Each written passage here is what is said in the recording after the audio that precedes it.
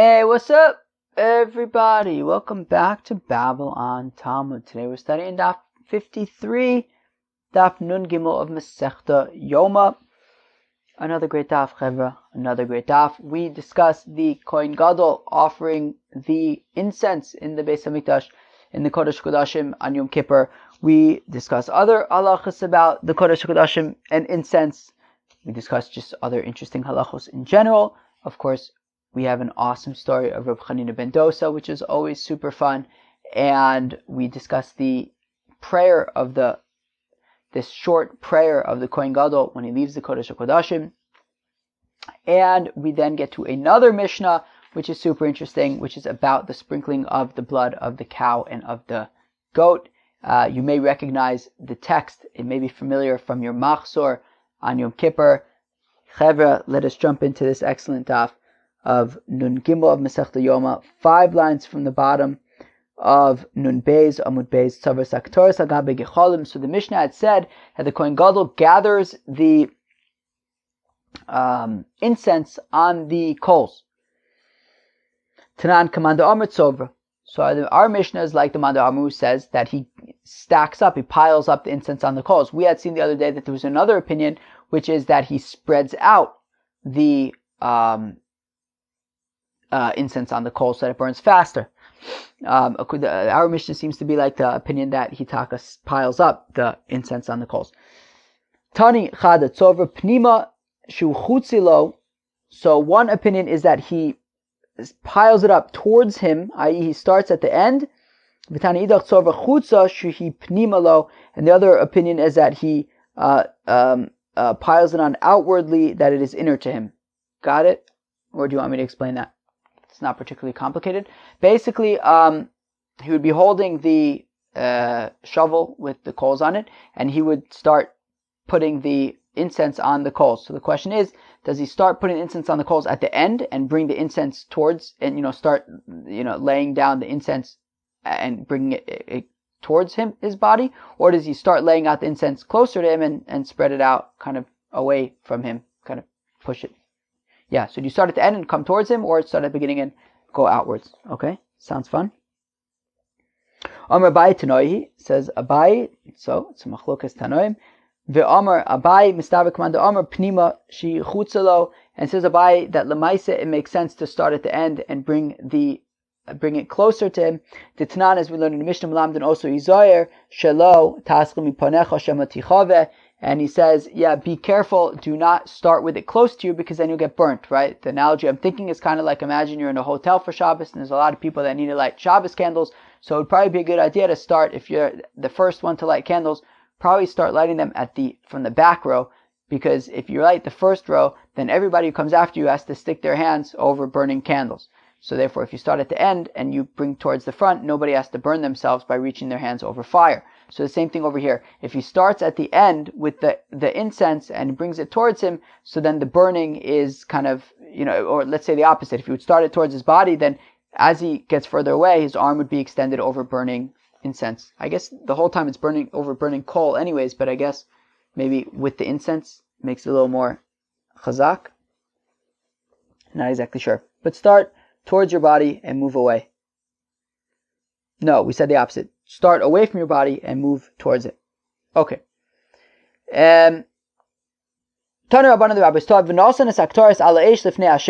Oh. So you should place the fire. You should place the incense on the fire before God. Period. That he should not place the Ketores on the fire outside of the Kodesh HaKodashim and bring it inside to the Kodesh HaKodashim. Rather, he places the incense on the coals inside of the Kodesh HaKodashim, as we've seen. Lahotzi miliban shel tzidukin she'omrim yisakin mibachutz v'achnis. That the tzidukim say that he should first put the incense on the coals and then go into the Kodesh HaKodashim. However, we do not learn it that way. Rather, the halacha is that inside of the Kodesh HaKodashim, he makes the shidduch between the incense and the coals. My darush, how come the tzidukim say that you should put the incense on the coals outside of the Kodesh HaKodashim? Ki be'anun eiroi ala kapores, because they would learn the pasuk that says that I will be seen with a cloud of incense on the kaporos, i.e. that by the time that when you go into the Kodesh HaKodashim, there should already be smoke. So they want to argue that means that you should first make the shidduch between the incense and the coals outside of the Kodesh HaKodashim and then bring it inside. The Chacham responded to the Tzedukim, but 1 second, the pasuk says that you put the Ketores on the fire before God in the Kodesh HaKodashim. So then what did the Chacham do with the pasuk of that I will be seen with a cloud, which we want to learn means a cloud of incense, i.e. put the incense beforehand, and by the time you walk into the Kodesh HaKodashim, it's already with a cloud. Well, that just teaches that you have to put in the Maila Oshon, the special grass that makes the smoke come up in a pillar. That's what it means. And then the Gemara says, how do you know that you put in the Maila Oshon? That the cloud of smoke should cover the kaparis. And the Gemara is going to ask, wait, I don't understand. We just said that we learn out from the pasuk of Kiba Anan Eira Kaparis that you put in Maila Oshon. Then it says, how do we learn out Maila Oshon? We learn out from V'chisa Anan Aktoris Kaparis. What do you mean? I thought we already learned out from the other pasuk. Don't worry. I'm glad that you asked the kasha. The Gemara is going to ask it. We'll get our answer. But if he did not put in this Maila Oshon grass, or if he neglects to put in one of the ingredients from the Ketores, he's chayiv the death penalty. Okay. Fine. Okay, very, very good. V'tepukle dekama'ayil bia rekonis. Why are we learning from this pasuk specifically that he has to put in the Maila Oshon, and if he neglects to put in the Maila Oshon and the Ketores is now missing, is now lacking, he's going to be chayiv misa? Why don't I say that Memele is chayiv misa? Because if the Ketores is lacking, well, then he doesn't have proper Ketores, so he has no business going to the Kodesh HaKodashim, which means that he's going to the Kodesh HaKodashim for no reason, in which case, Memele is Chayiv Misa for that. So why do I have to say that he's Chayiv Misa for having an incomplete Ketores? Memele, if the Ketores is incomplete, well, then he's going to the Kodesh HaKodashim for no reason, so then Memele is Chayiv Misa. Chaver, what do you think? So Amr of Sheishes says, of Sheishes, Hachav Ma'askin Kagon Sheshagag Bebiyah Vehezid Be'aktara.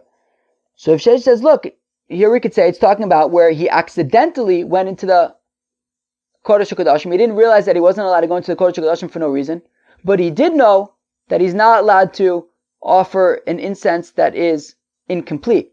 So therefore he would not be chayiv for going into the Kodesh HaKodashim for no reason, but he would be chayiv for the incomplete Ketores. Rav Ashi Amar, Rav Ashi Ad Gezok.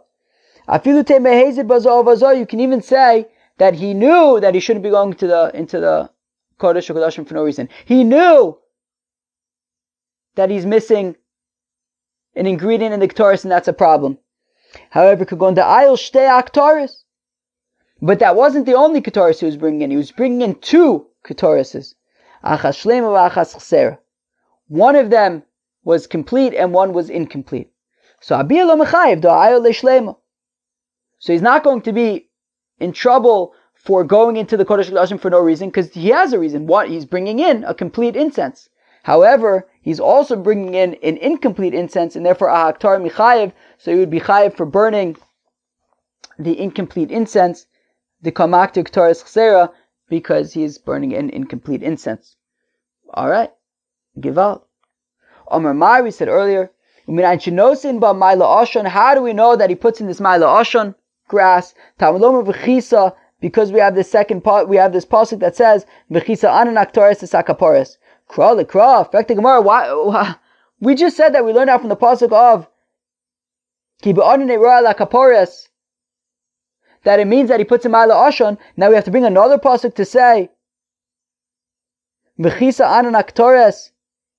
That's how we learn out Maila Oshon. I thought we learned it out from ki ba'anan eira. So you have to bring another pasuk as a backup for like a pasuk that we already have. Like, what's going on? Rav Yosef Achika Amr says, Rav Yosef, this is what it means. Ainli ela ole Maila Oshon. Iku Maila Oshon minayin. Says Rav Yosef, well, from the first pasuk of Ki be'onan eira la kaporos, all I would know is the leaf of the Maila Ashon grass of sorts, I guess. So Tamalom v'chisa, therefore we also have the pasuk of v'chisa to say it's not only the leaf, but it's even the root. Amalei Abai says to Rav Yosef, va'ibcha tanya. But we learn the opposite in a brisa. The Tanya is we learn in a brisa, noson ba'ikr Maila Ashon, that the Kohen Gadol would taka put in. Or maybe it's not Lav Dafka talking about the Kohen Gadol. I'm not sure actually. Yeah, let's say it's talking about the Kohen Gadol.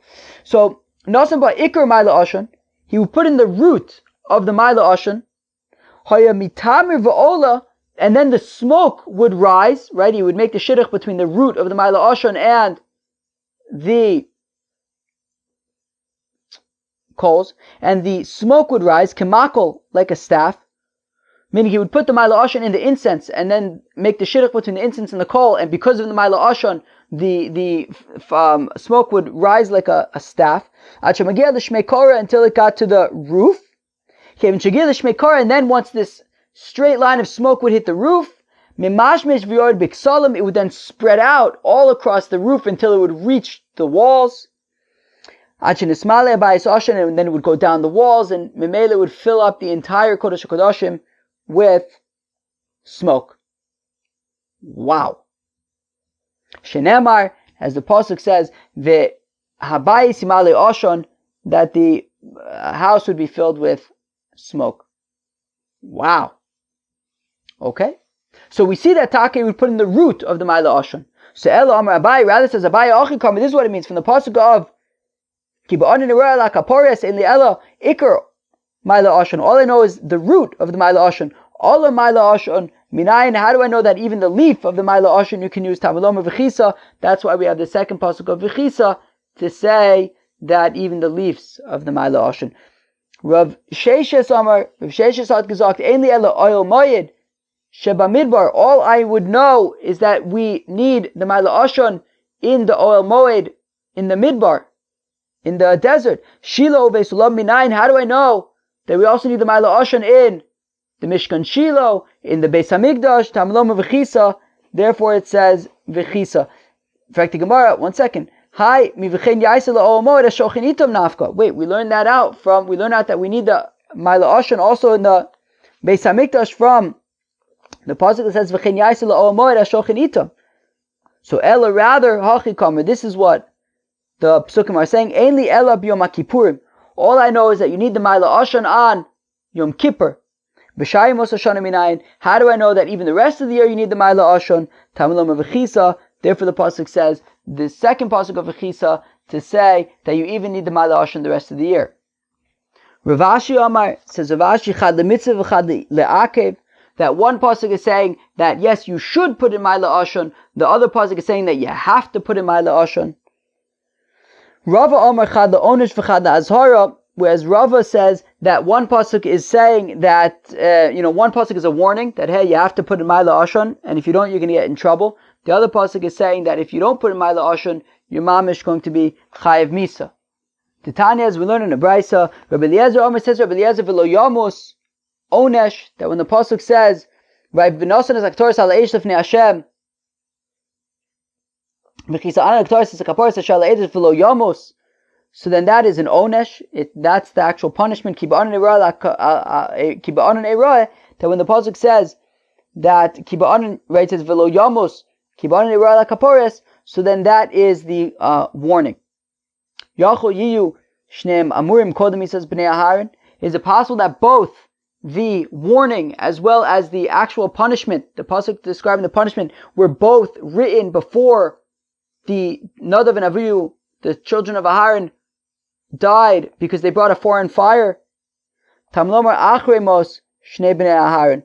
Therefore it says no, it was after the two children of Aharon died. Yachayu shneim amurim achrim, he says shnei bnei Aharon. Is it possible that both psukim, the pasuk describing a warning for neglecting to include Maila Ashon, and the pasuk for actually saying that you're going to be in trouble, that you're going to be chayav misa b'dei shemayim, it's possible that both of those psukim were after the Nadav and Avihu died? Tamlomar ki ba'anan eroya ala kapores. Therefore, the pasuk says that with the cloud I will be seen on the kapores. That in the pasuk where it says v'lo yamus ki ba'anan eroya ala kapores, that they will not die, and that's the pasuk that we said that was talking about the where we keep ba'anan eroya ala kapores. That was the what was it? The Onish.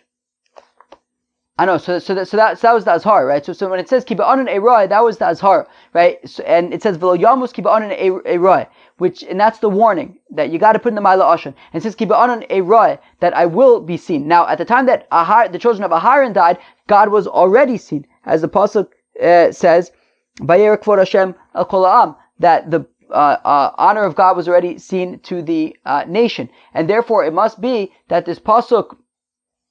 That this pasuk that says that I will be seen must have therefore been when the children of Aharon were still alive, because after all they were still alive when God was already seen, which means that when God had not yet been seen and says that I will be seen, then clearly the children of Aharon were still alive, which means that the pasuk of the warning was when the Bnei Aharon were still alive. But we also said that one of the pasukim at least was after the Bnei Aharon died. Wow. So therefore, it must mean that one pasuk was before they died, one pasuk was after they died. Okay, fine. Okay, Tzad. So, what does this mean? Azhara kodem misa v'onesh achar misa, that the pasuk of the warning was before they died. The pasuk saying that they would be chayiv misa for if you bring a ketoris without ma'ala ashan, that was after they died. My Talmuda, how do we know this? Amar Rava, Amar Kraki ba'adan eroy v'adayin lo nire. Fine, that they weren't that at that time he wasn't yet seen when the pasuk came out. Fine.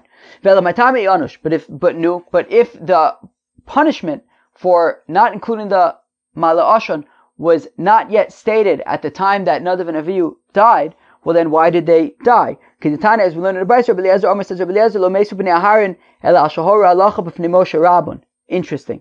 Says Rabbi Eliezer that, well, the reason why the children of Aharon died was because they taught a halacha in front of Moshe, their teacher. So it wasn't because they neglected to include the Ma'ala Ashan. Rather, they died because they were Mora Halacha in front of Moshe Rabbeinu.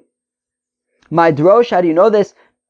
No, what was the halacha that they expounded? V'nosnu b'nei Aharon hakohen eish al mizbeach, that the b'nei Aharon put a fire on the mizbeach. Afal pisha eish yoredes min hashmai mitzvah lavi min hahedjet. The halacha that even though the fire comes down from the heaven, nonetheless you should bring your own fire. And don't just rely on the fire from heaven. And they expounded that halacha, and even though they were correct, but they were more halacha b'fnei Rabban, and for that they perished. Okay, so therefore make sure you include the Ma'ala Ashan. Wow, that got like a little bit spaghetti there at the end. All right. Okay, now the Mishnah had continued and said Yatsu uvalu derech knisasu. Super interesting. So then he went into the Kodesh HaKodashim and he burnt the incense, and then on his way out he kind of backtracked. He walked backwards so as not to turn his back on the Aron. How do we know this? Amar Shmuel bar Nachmani, Amar Reb Yonasan, Amar Kra, the pasuk says, V'yavo Shlomo livama asher begivon Yerushalayim. So it says that Shlomo HaMelech, on his way to Jerusalem, he stopped by Givon in order to offer a sacrifice on the altar that was there. How can we juxtapose the word Givon to Jerusalem in that pasuk? So Ella makishitziyaso mi Givon li Yerushalayim leviyasim Yerushalayim le Givon. Rather, we're comparing his exit from Givon to walk towards Jerusalem. We're comparing that to when he comes from Jerusalem towards Givon. Mabiyasum Yerushalayim le Givon pan of klape bama. Just like when he walks from Jerusalem towards Givon, he'll be facing the mizbeach that was in Givon. Afitziasumi Givon Yerushalayim pan of klape bama. So also when he leaves Givon to go towards Jerusalem, he would be walking backwards so that he could be facing the bama, the mizbeach as well. And similarly, this is super interesting. The Kohanim, when they're doing their service in the temple, the Levites, when they're doing their service in the temple, right? These Anshe Maimah that we've talked about, these Yisraelim that would be there to pray for the during the Korban Tamid every day, and they were in the Azara. Kishay niftarim, when they would leave the Azara, lohayu machzirim pnein v'holchin, they wouldn't just turn around and say peace out. Elamitzadin pnein v'holchin, they would turn their face towards the Azara and kind of backtrack out. Super, super, super interesting. V'chein talmid haniftar mirabo, also when you have a student who leaves his teacher, lo yachzor panav v'yelech, he shouldn't just turn around and turn his back to his teacher and bounce. Elamitzadin panav v'holech, rather he should face his Rebbe and backtrack. Ki had Rabbi Lazar, that Rabbi Lazar, when he would leave his Rebbe, Rabbi Yochanan, super interesting, also means that Rabbi Lazar was a student of Rabbi Yochanan. Karhava, Bai Rabbi Yochanan, the Saguye, Hava Gochin Koi Rabbi Lazar, Aduchte Adava Michse Rabbi Yochanan Mine, that when Rabbi Yochanan would go to walk, if Rabbi Yochanan kind of made the first move to leave, Rabbi Yochanan would Rabbi Lazar would stand there bowing and remain in a bowing position until he could no longer see his Rebbe, Rabbi Yochanan. And if Rabbi Lazar was the one who had to leave, he would walk backwards until he could no longer see his Rebbe, Rabbi Yochanan. Rabbi Yosef, Rava, when he would leave Rabbi Yosef, which is also super interesting, because we certainly know that Abaye was a student of Rabbi Yosef. We kind of know that Rav is a student of Rav Yosef. So we've seen that he's a student of Rabbah. He's also a student of Rav Nachman, I believe. Interesting to see that Dafka we see, we always see Abaye with Rav Yosef. Rava, we don't see as much with Rav Yosef. But you see over here that Rava, when he would leave Rav Yosef, his Rebbe Rav Yosef, he would walk backwards. That he would walk backwards and he would bump into things until the doorway of Rav Yosef's house was covered in blood. He was very makpid to be facing his Rebbe and not leave. And the interesting thing is, and they would say to Rav Yosef, by the way, Rav Yosef, this is what Rava does, because Rav Yosef was blind. Rav Yosef didn't even know that Rava was doing this. And Rava still would walk backwards when he would leave Rav Yosef, and he would get all bruised up and banged up and bleeding, bumping into things. And Rav Yosef didn't even know. They told Rav Yosef, hey, this is the respect that Rava shows you. Omer le, Rav Yosef said, Yeh Raiva, may it be the will of the Eibusher, the Tarum Reisha Chakule Karcha, that you should be the Rosh Yeshiva of the city. Omer Balachsandri, says Rabbi Alexandri, Omer Rabbi Yoshua ben Levi, Amaspal Tzorch Sheyafsia Shalosh Psios Lachor V'Achar Yitin Shalom, that a fellow who's praying, at the end he should take 3 steps backwards before he says hi to anybody else. This is what we do, right? At the end we take 3 steps backwards. Omer of Matre, says of Matre Kevon Shepasa Shalosh Psios Lachor V'Hasam Ibaya Le'Lemekam, that at the end of the prayer, when a fellow takes 3 steps backwards, he should hang out there for a little bit. Don't just take 3 steps backwards and bounce. But you should give a few seconds at least. Mashal Talmud Anifto Mirabo, it's like a student who leaves his teacher. Im Choser La'alter, if he immediately just runs away.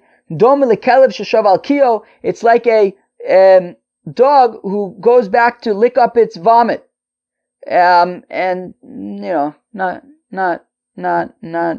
gishmak. Tanya, as we learn in the Brisa, Tanya Amiyach, we learn in the Brisa like this: Hamaspal tzarich she'afsir shalosh psios la'achorav. A fellow who's praying needs to take 3 steps back at the end. V'achar kach yitin shalom, and only afterwards can he say hello to other people. Ve'im lo asakein roi lo shlo ispalo. And if he doesn't do this, if he just finishes praying and immediately walks away without taking 3 steps back, so then better he shouldn't have prayed at all. Mishum Rav Shmaya Amru, they said the name of Rav Shmaya Shenosin Shalom Liyomin V'Achakach L'Smol, that a fellow who greets somebody should greet the fellow on the right before greeting the fellow on the left. Shenema, as the pasuk says, Mimino Ejdas Lomo, that the Eibishter gave the Torah from his right side, and therefore the right side is the preferred side. V'Omer Yipom Mitzidcha Elef Urvava Miminecha. It says that 1,000 will fall from your side, but 10,000 from your right side. So we see the right side is 10 times as significant as the left. My v'omer, what's the point of the second pasuk? Why wasn't Mimino Eshtas Lomo enough? V'chitema orcha de milsei lemesav miyamin. If you're going to say, there's nothing specific to learn out from the pasuk that says that God gave the Torah from his right, Because maybe it's just normal for people to give things from the right, but it doesn't have any specific significance. Well, Tashma, the pasuk says, the following pasuk, it's clear in this pasuk that the left represents 1,000, whereas the right represents 10,000. Rabba Chazila Abaye, the Yoav Shalma, Limina, Bereisha, Rabba, so that Abaye, the Gemara says Rabba, but there's a gear that changes it to Rabba, which I think makes more sense, because Abaye grew up in Rabba's house. Okay, it makes sense that Rabba was kind of like pointing out to Abaye that he saw Abaye, that Abaye was giving, he was saying a lot of people on his right side first. Amrle, Rabba says to Abaye, Misavad limin didach, the small didach ka'amina, dahaba yemino shal kadosh baruch hu. So, says Rabba, no, it doesn't mean your right, it means your left, which is the right of God that is facing you, because when a person who prays should view it as if God is in front of him. Therefore, if God is in front of him, that means that your left is his right. That is where you should say shalom. I actually wonder if this is even like, I just had this thought now, if it means like oseh shalom. You know, like we say oseh, like we take 3 steps back and we say oseh shalom, and like we turn to the left first, which is like the right of God. Interesting. Amr B'chia Braid Rav Huna Chazina Lihu Labai V'Rava. I saw Abai and Rava the Pasilu Shloshes Psios B'chia Achas, that they walk 3 steps back in 1 step, I guess. Oh no. Yeah, it means in 1 bow. Sorry, so this very cool. So says B'chia Braid Rav Huna. L'maisa, these are like halachas, right? So at the end of the Shmona Esrei, so it says of Chiyah the Rav Huna that he saw Abaye and Rava, that they would take 3 steps back while bowing down. So you kind of lower your back, you bow down a shtickle, then you take 3 steps back, and then you say Oseh Shalom B'Momav right to your left, and then to your right, and then in the middle. Very, very, very interesting things. Very, very interesting things. And the Mishnah then said that after the Kohen Gadol put the ketores on the coals, and then he would do this incense, and he would then leave the Kodesh HaKodashim, then he would say this short prayer. My Matzli, what would his short prayer be? Rava bar Rav Ada v'Ravin bar Rav Ada Tarvayu Mishmei to Rav Amrei, Yiratzon milfanecha Hashem Elokeinu may be, the will before you, God. Shetei shuma u'shchuna, that may this year be rainy and dry. Shchuna ma'al, you say, wait, is dry good? El'ema im shchuna tegeshuma. If it's dry, it should be in fact a rainy year. Ravacha bre derava misayim ba mishmei Rav Yehuda lo yaide ovid shultan midves Yehuda, that the rulership should not leave, the authority should not leave the house of Judah. That your nation Israel should not need to go to each other for parnasa, that everybody should have what they need, and that the prayer of the people traveling should not affect your decision to provide the land with rain. There's always going to be people traveling who do not want to get rained on. Please, God, do not listen to them, rather bring the right amount of rain that we need. Reb Chanina ben Dosa, havaka'aza be'orcha. One time, Reb Chanina ben Dosa was traveling, Shada Mitra Ale, and it rained on him. Amar, Reb Chanina ben Dosa said, Ribono shel Olam, Master of the world, Kol Olam Kulo Benachas, Reb Chanina B'tzar.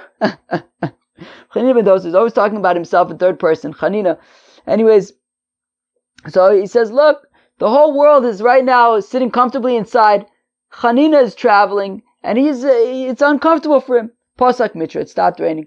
So the Vei say when he got home, Amr, he said, Ribono shel Olam, Master of the world, Kol Olam Kulo B'tzar, V'Chanina B'Nachas. The entire world is now in pain because it's not raining and they have stuff that needs to grow, and I'm comfortable. Asa Mitra, it began to rain.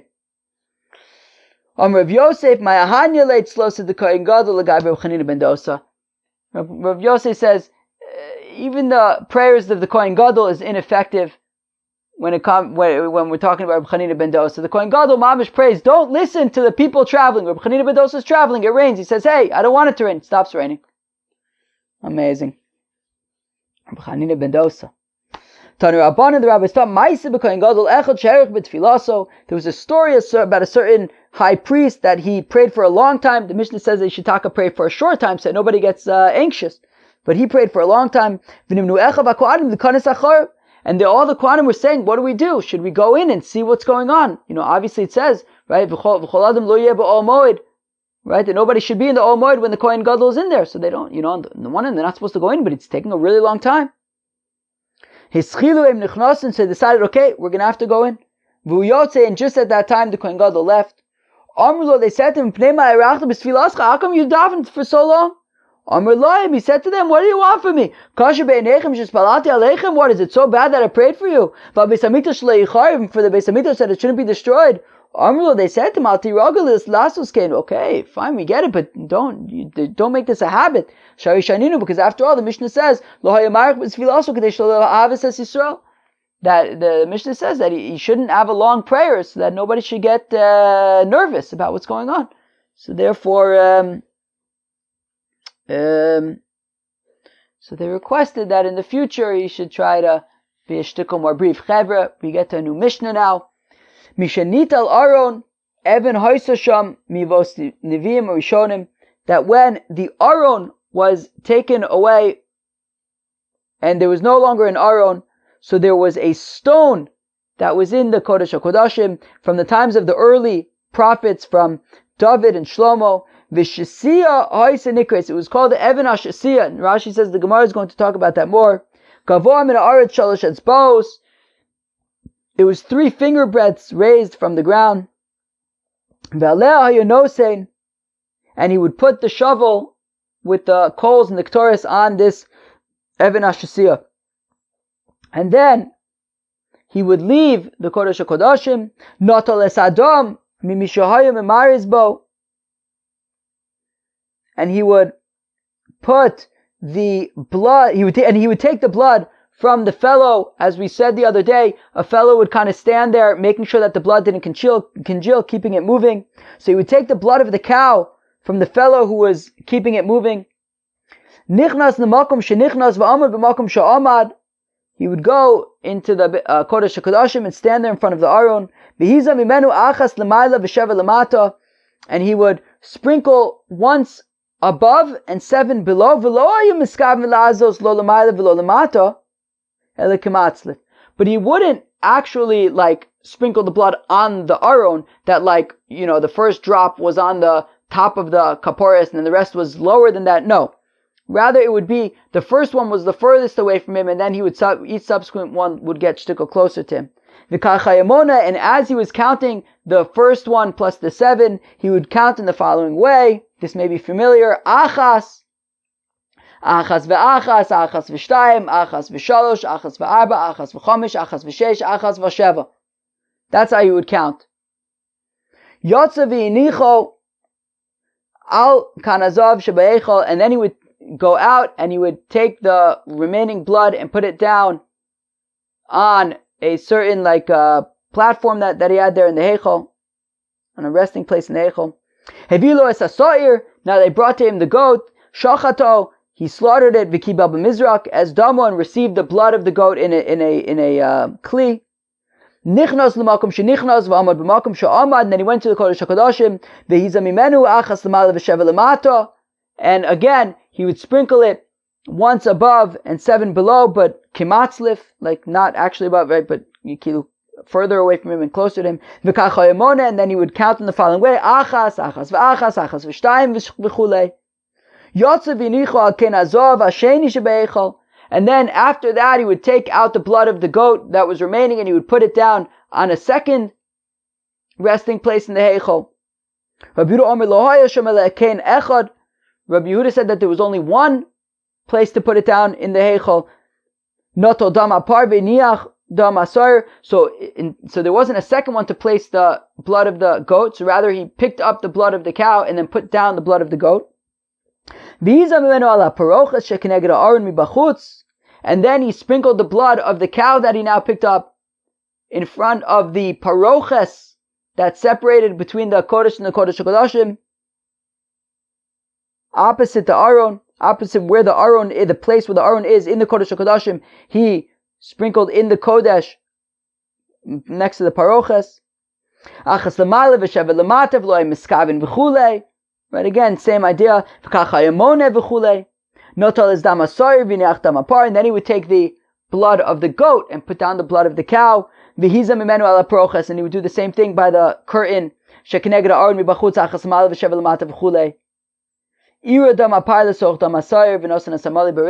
And then, right, so after he sprinkled the blood of the cow and the blood of the goat by the parochas, by the curtain, he would then mix, what does it say? He would pour the blood of the cow into the blood of the goat, and then he would pour all of this, right? So meaning he had the blood of the cow in one kli, the blood of the goat in another kli, would pour the cow of the blood into the blood of the goat. So now the cow kli was empty and the goat kli was very full, and then he would pour it from the goat kli all into the cow kli, and now it would all be in the cow kli. Chevra, that was Daf Nun Gimel of Masechta Yoma. Another super interesting daf. We talked about the Kohen Gadol piling up the Ketores onto the coals and how he should do that inside the Kodesh HaKodashim, not like the Tzdukim who say that he would do it outside of the Kodesh HaKodashim. We learned about the Maila Ashon, that you must include this ingredient called the Maila Ashon in the incense, and if you don't, you are in big trouble. We discussed how the Kohen Gadol would backtrack out of the Kodesh HaKodashim on his way out, and we then said that the same should be said when a student leaves his teacher. He said backtrack, as well as at the end of your prayer, you should take 3 steps back and then say Osa Shalom to your left, to your right, in the middle. We talked about the prayer that the Kohen Gadol would say after, when he got out to the Heichal, about having enough rain and Parnasa and things like that. The story of Rabbi Chanina ben Dosa, that even though the Kohen Gadol prays that God should ignore the prayers of the people traveling who don't want to get rained on, because after all we need rain, nonetheless Rabbi Chanina ben Dosa was able to override that will.